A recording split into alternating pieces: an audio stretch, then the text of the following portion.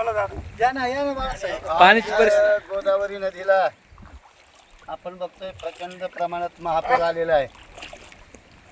आमचं ग्रामदैवत भगवान श्री संकटेश्वराच्या मंदिराला संपूर्ण वेढा पडला आणि या नदीकाठची जी शेती आहे सर्व, त्या शेतीमध्ये ऊस असेल, कपाशी असेल, मका असेल, या सर्व म्हणजे ऊसाशिवाय जे बाकीचे पिकं आहेत ते संपूर्ण झोपून गेले. म्हणजे त्याच्यातून आता काही शेतकऱ्याला मिळणार नाही आहे, अशा प्रकारची परिस्थिती झाली. कापूस तर फक्त आता वेचायचं बाकी होतं.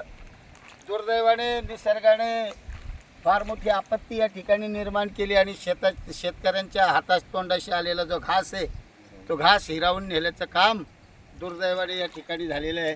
मका पिकाचंही तशाच प्रकारचं नुकसान झालेलं आहे.